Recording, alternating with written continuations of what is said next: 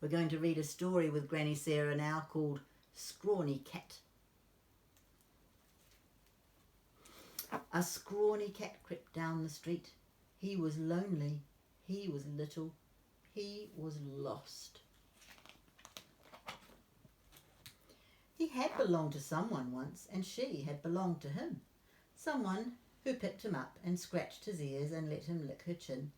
Someone who knew his name. Now everyone called him, "Get out of here!"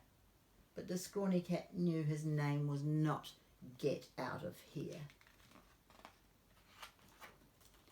The wind hurried the scrawny cat along. He hunkered in a doorway where good smells drifted out.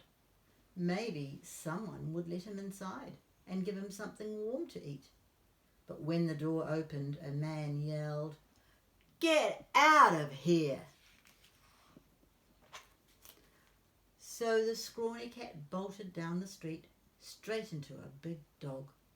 "Rrrr," growled the dog. The skittery scrawny cat raced away, all the way to the dock. "Rrrr," growled the big dog right behind him.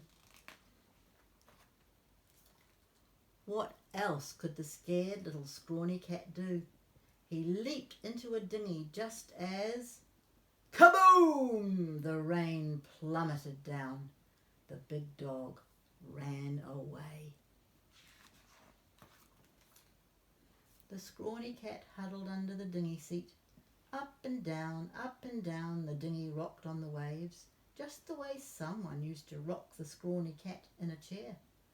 The tuckered out scrawny cat put his head on his paws and fell asleep. The wind blew, the waves crashed, the rope tying the dinghy to the dock snapped.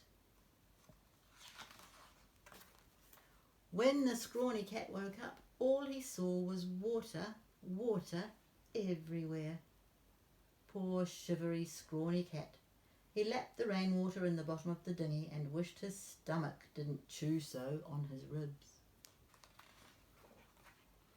At last the sun came up, golden across the waves. Up ahead, just where the boat was headed, the scrawny cat saw a rock and a tree and a house on the sand. A woman came out of the house. She had been a sailor once, but her ship had crashed on the rocks. She had built a little house for herself and settled down to catch fish and gather seaweed and pick berries. But sometimes she missed sailing the open sea, and all by herself she got a little lonely. Now she came down to the shore to see what the storm had blown in.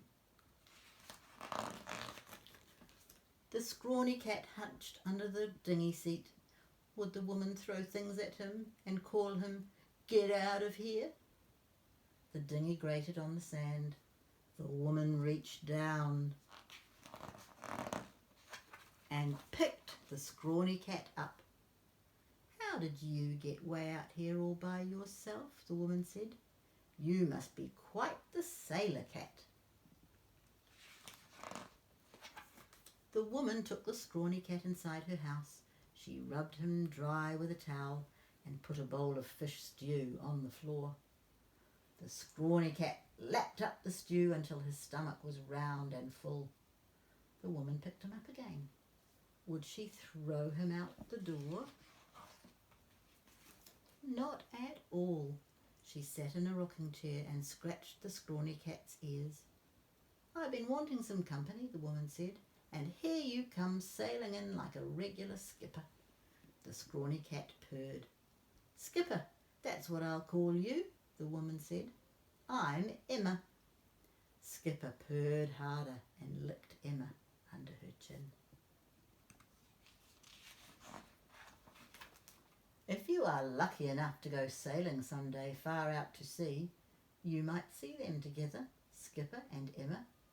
Skipper isn't a scrawny cat anymore. He is a real sailor cat now. But best of all, Skipper belongs to Emma, and Emma belongs to Skipper. The end.